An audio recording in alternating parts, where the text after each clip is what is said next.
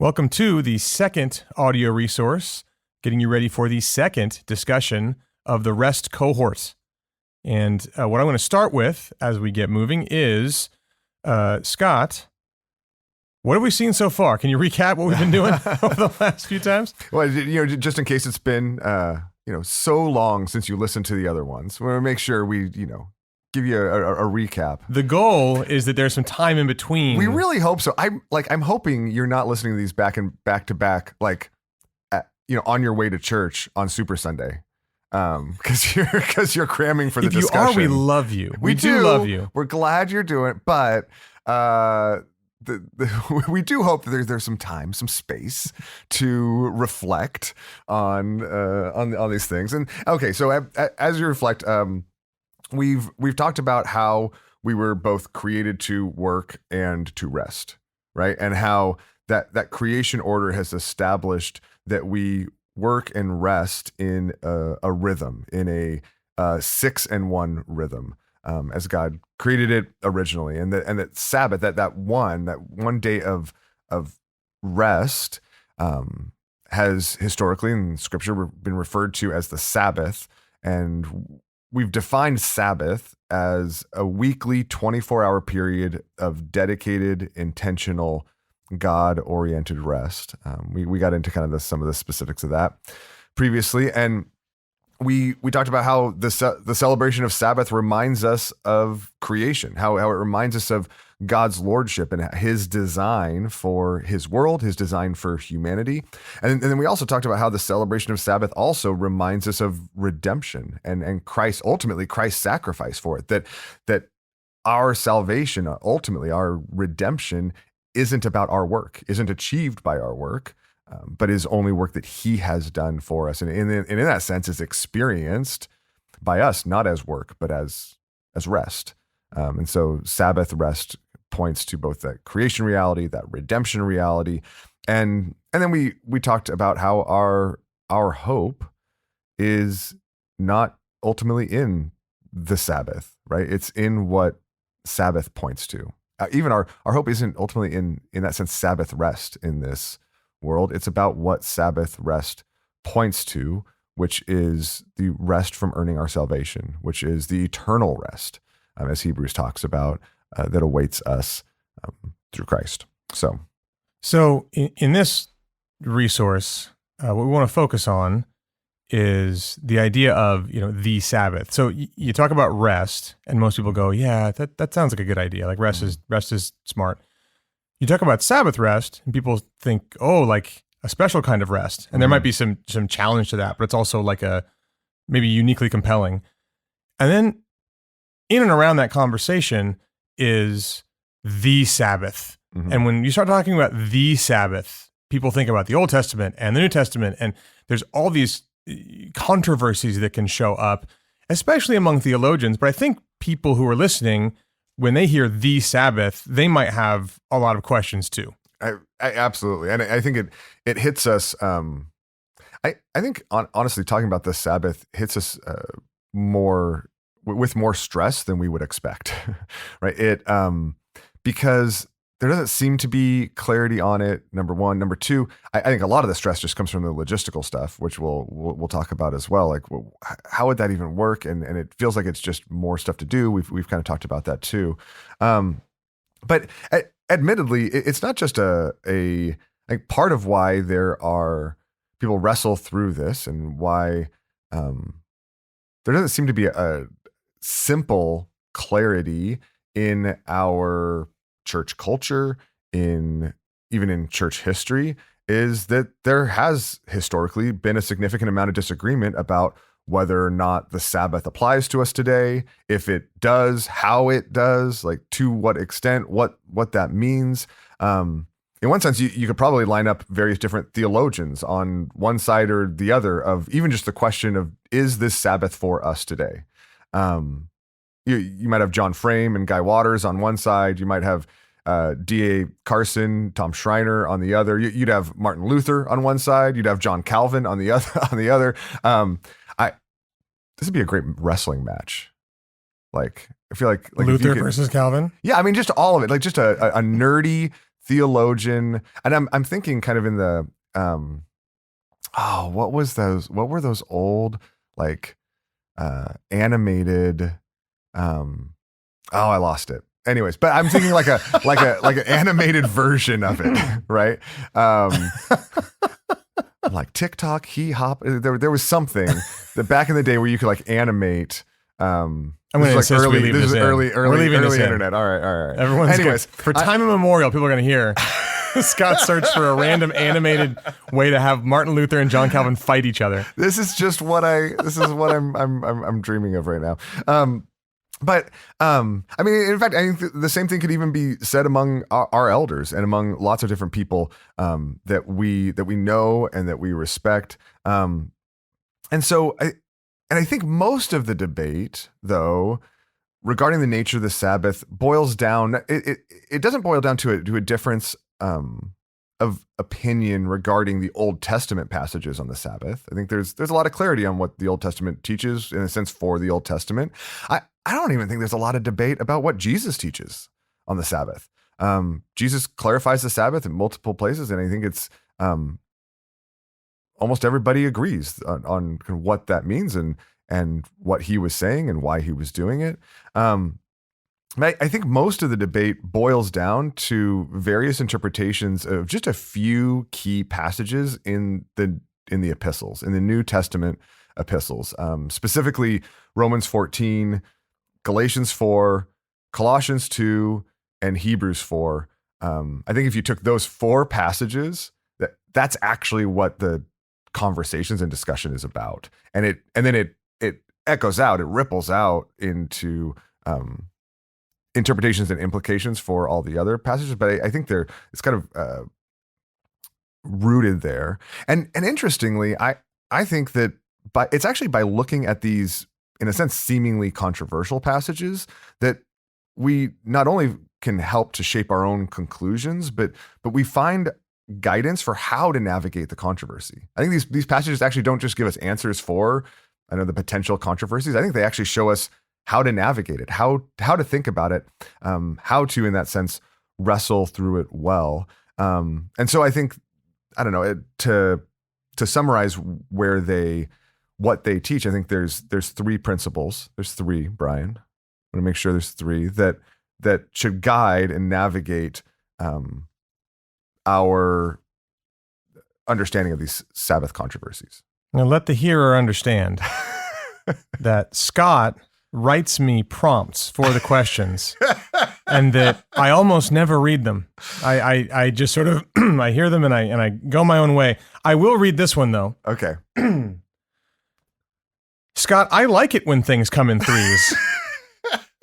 What's the first one? Wasn't my best writing ever. I really enjoyed saying it out loud. Okay, so, I appreciate anyway, that. All right. So Scott, you're giving us three things. What's the first one? Yeah. All right. So the first principle I think that guides us is in understanding and thinking through questions of Sabbath is just what I would call right sizing. Throughout history, one of the biggest issues regarding the Sabbath hasn't been the differences of the Sabbath specifically. It's been how seriously that we misappropriate how serious it is. We either treat it as nothing, right? Like, you know what? That's just a relic of a bygone era. We don't really need to think about it at all. Or we consider it everything, right? Like, and this is the mistake the Pharisees made. Right? They obsessed over it. Okay, what can we do? What can't we do? Can you lift that? Okay, I can lift that, but I can't lift that thing over there. Like, that's too many pounds. They just obsessed over. They made it too big of a deal. And I think that we all kind of have this tendency, with all the moral guidelines of God, to either make things too big of a deal or to make them too small of a deal. And the Sabbath has been historically a flashpoint of a place where we make things either too big or too small. And this is where I think, for example, Colossians 2, one of these passages can be really helpful. Colossians 2, starting with verse 16, says, "Therefore, let no one pass judgment on you in questions of food and drink, or with regard to a festive, or a new moon, or a Sabbath.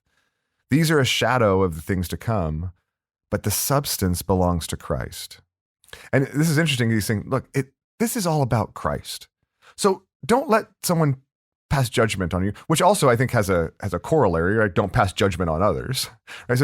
So don't pass judgment. Don't let others pass judgment on you in questions of shadows, right? And disagreements about the shadows. Like, make sure you keep the main thing the main thing. And the main thing is what the shadow's pointing to. The main thing is Christ. The substance belongs to Christ. Now, the Sabbath was notoriously misunderstood. It was notoriously misunderstood and misapplied. This is why Jesus had to talk so much about the Sabbath with the Pharisees and the Sadducees, because they missed it significantly. And so I think it should be predictable then that Jewish believers who were overzealous for the law, that it would be predictable then that Jewish believers who were overzealous for the law would seek to pass judgment on those that didn't observe it the way they thought it should be observed. Right? So whatever issues existed with the Pharisees, they probably existed in the early church as well, as people were overzealous for keeping the law. And if the law was an issue in the early church, which we read in all the epistles that it was, right? Questions of, well, do you keep the law? Do you not? Then inevitably Sabbath was going to be one of those flashpoints. And so Paul's point here is, when it comes to the specifics of this, don't let people pass judgment on you. If you are fully convinced in your conscience regarding how you honor God, rest, celebrate the Sabbath, then apply your convictions to the glory of God. Because life isn't about the Sabbath. Right? Salvation isn't about the Sabbath. The Sabbath is just a shadow. It's the source of it's not the source of our hope. It's an aspect of life that was designed to point to our ultimate hope. Again, the substance, the real thing is Christ. And I'm actually convinced, okay, that might be too strong of a way to put it. I conjecture and think probably is the case. I'm somewhat persuaded. Yeah, that's right. But that the New Testament writers, particularly in the letters, didn't write a lot about the Sabbath, not because it was unimportant, not because it doesn't matter anymore, but number one, because it was just the cultural backdrop of the time and of life and of the way in which everyone was living. And number two, because it was kind of like stepping on a landmine, right? They're like, you know what? We have to straighten out all this confusion about the law and about you taking things too seriously or not caring about them enough. And if I use the Sabbath as an example, like it's only going to muddy the waters. It's only going to make things more complicated, because that is such a misunderstood topic, even in their time. And so Paul's focus, and then therefore I think ours, should be keeping the main thing the main thing. We should care about Sabbath. I think we should wrestle through the realities of Sabbath, but we shouldn't make Sabbath keeping, Sabbath celebrating, what day the Sabbath is, a primary issue. And we also shouldn't make it anything. Like we should, which leads us to this principle of kind of right sizing our engagement with the Sabbath.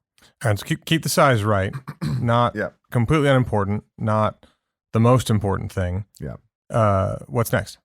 So secondly, and I think related to that, is this emphasis on personal conviction. We see this in the Colossians passage, not letting others pass judgment on you, and we see the same emphasis in Romans 14. So Romans 14, starting with this 5, one person esteems one day as better than another, while another esteems all days alike. Each one should be fully convinced in his own mind. The one who observes the day observes it to honor the Lord. The one who eats to honor the Lord, since he gives thanks to God, while the one who abstains in honor of the Lord and gives thanks to God. Now, I first of all want to point out that if Paul wanted to talk about the Sabbath specifically, I think he would have mentioned it explicitly. Like he mentions it, the Sabbath, explicitly elsewhere, and or the Sabbath is discussed explicitly elsewhere. But here he talks in more vague terms. I think he's talking about differing opinions regarding the calendar, whether it's weekly or annually. It was this was written in a context, again, when many Jewish Christians were trying to impose Jewish law on Gentile Christians, and I think again he hesitates to throw fuel on that fire. And so my main takeaway from this passage is that every individual should be fully convinced in his own mind. We shouldn't judge one another, again, for celebrating or not celebrating the Sabbath. If you celebrate the Sabbath, it should be to honor God, not for pragmatic reasons, right? So you're not like, okay, I should do the Sabbath because that's the best life hack, right? I'm going to be more efficient if I do that. That's not what you should be. Fully convinced in your own mind before God that this is how God has designed me and how he wants me to function. Similarly, if you choose to work 7 days a week and think that the Sabbath doesn't matter, that it's a relic of a bygone era, it similarly shouldn't be for pragmatic reasons. It shouldn't be because there's so much work to do. It should be because you're convinced before God, you know what? This is the way God has created me. This is the way God has called me. I have been created and called to work 7 days a week, and to not take full days, not take a full day for rest. Like you should do so, again, not for pragmatic reasons, but because you're fully convinced in your own mind. Obviously, I've personally become fully convinced of what I've shared over the time that we've been walking through this. But the larger context of this Roman passage is he's talking about the stronger and the weaker brothers, and he's talking about some of that's indifference in what they're convinced of. And if you're convinced from God's word that my convictions regarding the Sabbath are because I'm the weaker brother, say, you know what? Actually, like taking a full day of rest in worship of God, like that's actually like because your conscience is weaker. I'd be happy to wrestle through that together. I think that's what we should be doing as in the life of the church. Maybe I'm wrong. Like I don't believe that I am. I'm currently fully convinced in my own mind, but these are the things we should be talking about.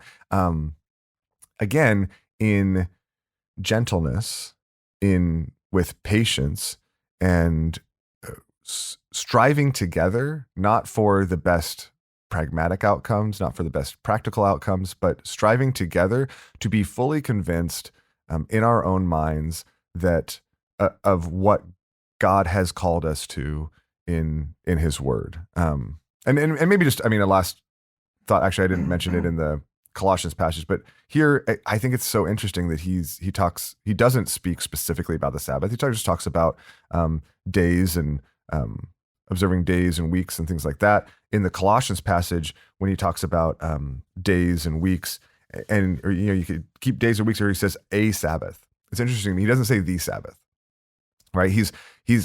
They're speaking into kind of like our situation, just very confused, where people celebrate all sorts of different things for all sorts of different reasons. And he doesn't, in that sense, want to lay down the law like it's binding in a way that it's a salvation issue, but he wants us to be fully convinced from Scripture of what God desires for us. Okay, there's two. Mm-hmm. So right-sizing personal conviction. Mm-hmm. You said 3 to satisfy my desire for 3 points. That's right. What's 3? I had a 4th, but I cut it out for you, Brian. For you. Or we made the 4th point or the conclusion, which is that's what we do. That's what we do. We have 4 points. Yeah, when you have 4 points. Yeah. Exactly. Smuggle one into the conclusion. Call it good. Well, we've already kind of been touching on this, but if we don't judge one another and we're focused on personal conviction, then what undergirds all of that is humility. And I think humility is the third principle that we get in the New Testament for how to navigate questions of work and rest, questions of Sabbath. We see this this theme in all these different passages, right? Don't let anyone pass judgment on you. Correspondingly, don't pass judgment on others. Each one should be fully convinced of his own mind. That there's this undercurrent then of humility. And the reality is that there are a lot of smarter people than me who disagree with me about the nature of the Sabbath, right? There are also a lot of people smarter than me who agree with me on the nature of the Sabbath. There are lots of people smarter than both of us that have different nuanced thoughts about both the nature and then how you apply the Sabbath. But the same is true about our ecclesiology, right? What we believe about the local church, how the local church should be structured. There's the plurality of pastors, the breadth of our deacons and all of our servant ministers. There's a lot of smart people that function in the local church, that structure the local church differently than we do. There's a lot of people that are a lot smarter than us that disagree with us on baptism and the nature of baptism and infant baptism. There's a lot of people smarter than me that disagree with me on dynamics of counseling and the sufficiency of Scripture for people's problems, right? And so this is not an uncommon reality in the life of the church. But how we follow Christ together then is with humility, striving to learn from one another, striving to understand God and Scripture the best we can, and recognize that this is not a core gospel issue. And right sizing and personal conviction and humility are all kind of intertwined. You see them, but I think it's helpful to look at them each kind of individually. But this issue is important. It has consequences. But this is not a fundamental primary, this is not an issue that determines your salvation, right? You don't look at people who disagree on, we don't look at people who disagree on church structure or infant baptism and be like, no, you don't know Jesus, right? If you don't agree with me on this. And the Sabbath, the nature of the Sabbath, the nature of Sabbath rest is similar in that way. It's not even a secondary issue that determines whether we can partner together in ministry, right? It's in that sense, like, it's a tertiary issue. It's important. It has consequences. It has implications. And I think the closer we get to truth and reality, the more we get to understand God, and there's beauty in it. But we need to navigate it with humility. And this is why one of the other controversial or passages that comes up in Controversies regarding this is Galatians 4. And it's why actually, we looked at how Colossians 2 applies. We looked at how Romans 14 applies. When it comes to Galatians 4, I actually don't think Galatians 4 applies to this conversation at all. I don't think it's talking about what we're talking about when we're talking about Sabbath and celebration of the Sabbath. Now, so the passage, this is what it says. It says, Galatians 4, starting with verse 9, it says, "But now that you have come to know God, or rather to be known by God, how can you turn back again to the weak and worthless elementary principles of the world, whose slaves you want to be once more? You observe days and months and seasons and years. I'm afraid I may have labored over you in vain." Now, some people look at this and be like, look, they're talking about anybody who observes days and months and seasons and years, and if they do that, then Paul's potentially labored over them in vain. But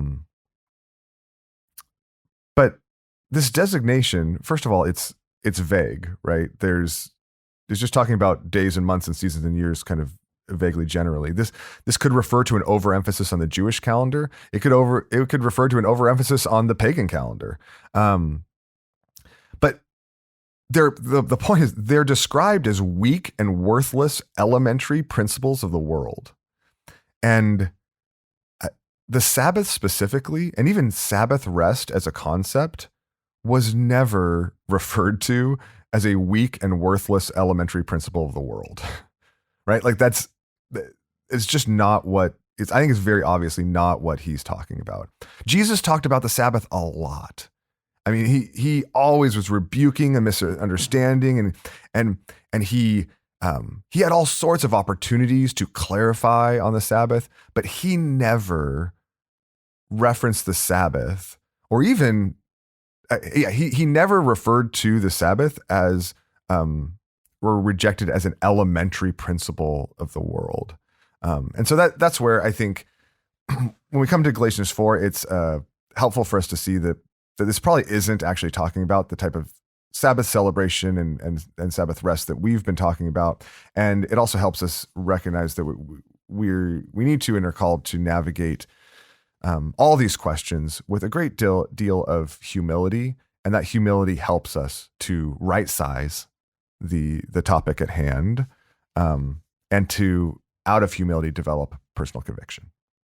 So one more passage that people reference when it comes to this. That's Hebrews 4, what is that, verses 9 through 11. It says, "So then there remains a Sabbath rest for the people of God, for whoever has entered God's rest has also rested from his works as God did from his.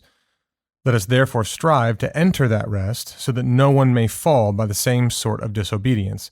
And that's like in the middle of a big section where he's kind of doing this whole thing with a psalm and he's pointing forward to the idea that Sabbath rest for the Christian is actually like eternal rest. Yeah.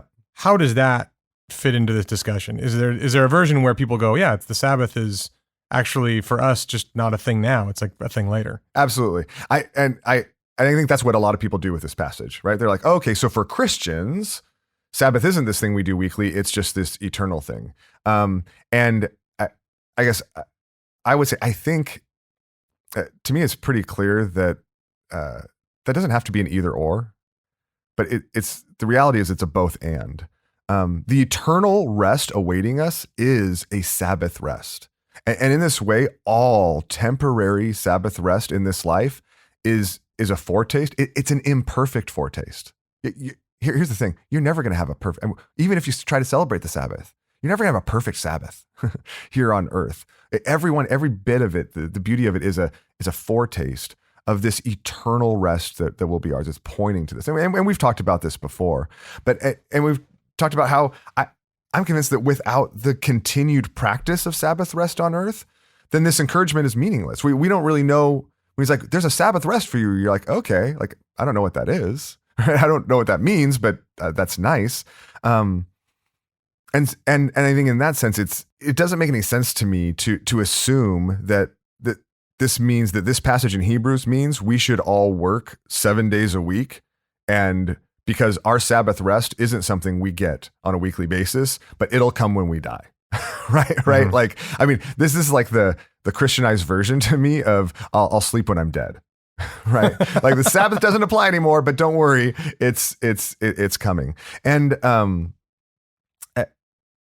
this is where, and I know I've quoted John Frame a lot, but this is where I think he's been particularly helpful for me. And I want to read this quote kind of at length because I think it speaks specifically to this passage. And he writes this, he says, one major theme of Hebrews is that the new covenant is different from and better than the old, right? Christ is better than the angels, Moses and Aaron. The sacrifice of Christ brings to an end the sacrifices of bulls and goats, right? So great is the disparity that the former covenant is being obsolete and growing old. It is ready to vanish away, right? These are phrases from Hebrews. And Frame goes on and he says, so Hebrews is preoccupied with discontinuities between the old and the new orders.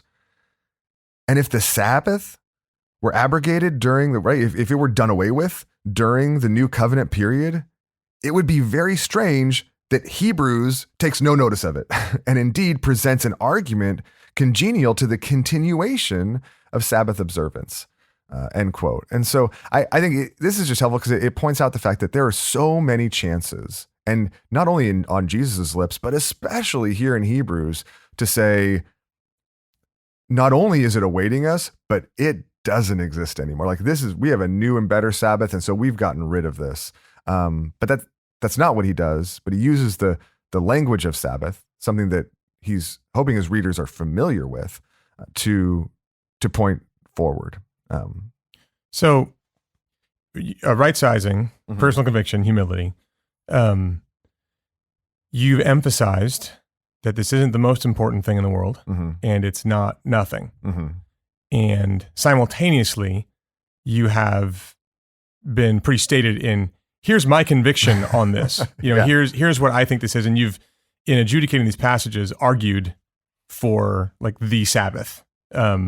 What is your conviction? Like what is the thing that that you are convinced of? Yeah. I mean, I am convinced that the rhythm of 6 and 1, right? 6 days of work, 1 day of rest is is built into creation and was given to us to both reflect creation and to reflect upon redemption, to reflect upon salvation. And as a result of that, the expectation, the call for us to work 6 days and rest one 24-hour period of God-oriented rest is a fundamental and continued part of God's moral will for his people. And so that, I think it probably goes too far, especially as you see the developments in between the Old Testament and the New Testament, to say that 24-hour period must be from sundown on Friday to sundown on Saturday. I think there's some freedom in how we apply that under the new covenant. I think the early church, the very early church, took a lot of that, took that freedom and moved the weekly celebration and the regular recognition of that from the traditional Jewish Sabbath day on Saturday to Sunday, to what they called the Lord's Day, which was in that sense this Christian celebration of Sabbath, because again, it wasn't just reflecting creation; it was also reflecting and meditating, reflecting upon redemption. It was also reflecting and meditating upon the resurrection, something that we celebrate every week. And so in that sense, every Sunday is an Easter celebration, right? It's a remembrance of the death and resurrection of Jesus. And so the early church moved it to Sunday. So all that to say, sorry, I got a little bit in the weeds there. But my conviction is that all of us are called to, and as a result, function best by celebrating a 24-hour period of rest every week in a way that is intentional and God-oriented. So I think for a lot of people, we're doing a resource on the controversies. What you're saying, it seems to me, is that the Sabbath is not just the Mosaic law. Yes. So for a lot of people, they hear the Sabbath and we need to continue to keep the Sabbath. They go, oh, like the 10 Commandments, like the Mosaic law. And there's all these things in the Bible, like, isn't the Mosaic law something different? Aren't we under a new covenant? Like Hebrews says. It seems to me like what you're saying is your conviction is not, yes, the Mosaic law is still in force today and we ought to keep that Sabbath, which I think, to be fair, some people can hear that in what you're saying. No, it's not what I'm doing. Yeah. You're saying, no, the Sabbath has always been bigger than the Mosaic law. And for that reason, we don't need to keep the Mosaic law, but we need to respect the Sabbath as something God built into creation that helps us reflect on redemption and that has bearing on how we organize our lives now. Yeah, I think that's exactly it. Okay. Yeah, that's exactly it. All that being said, we just finished a thing about all these controversies and things like that. That does not seem to me like the biggest barrier to people for, this idea of Sabbath rest. How do I incorporate Sabbath rest in my life? I don't know. I've just been thinking so much about Galatians 4. Yeah. Totally. This is important, but nevertheless. Yeah. Yeah, no, I don't think these are the biggest hurdles either. Interestingly, I think they're sometimes the hurdles that get thrown in because of the actual hurdles, right? But I think that the biggest hurdles for us to celebrate a 24-hour day of rest each week aren't theological. I think they're practical, right? They're logistical. They're the ways in which, even as we talk about this, like just our minds go immediately to how would that even work? Right? What would I do? What would I not do? What could I do? What would I not be able to do? Like what does that mean for, what does that mean for grocery shopping? What does that mean for sports? Like, what does that mean for, to open up this door, I can feel overwhelming. And I'm convinced actually that it's actually those logistical hurdles that are the most compelling to us. But then we read something like Galatians 4 and we're like, oh, look, I have a verse. I shouldn't have to think about it, right? Or we read Romans 14 and we're like, oh, you know what? Yeah, this doesn't matter anymore. And we kind of use these, in this sense, controversial verses or passages as a justification for not thinking about it, for not utilizing for not developing our own personal theological convictions about this. And so, but that being said, I do think the biggest hurdles are the potential logistical ones. I think honestly, the logistical ones are the ones that Jesus argued with the Pharisees about. They're the things that they misunderstood the most. And I think they're the things that we're most afraid of. And so we'll talk about that in the final session of the cohort. We'll kind of unpack that a little bit. We'll explore like what does that mean, and how do we navigate that in light of everything we've talked about? But maybe as we prepare for that, I think there's one kind of overarching principle I would want to remind you of. If you're listening to this, I would just want to remind you of, as you begin to think about that, or as oh wait, okay, I don't have that audio yet. Like what do we do with this? Then the overarching principle is that God gave the Sabbath to be a blessing, not a burden. And so in whatever way you're thinking about what would that mean, if you experience it as a burden, it's not what the Lord's designed for you. And I think that's what we'll try to unpack a little bit in the final session. All right. So for now, blessing, not a burden. You can meditate on that and put your mind at ease, and look forward to our fourth audio session, when apparently we'll be talking about what you've wanted to hear this entire time. Exactly. So you can look forward to that, and we'll see you then.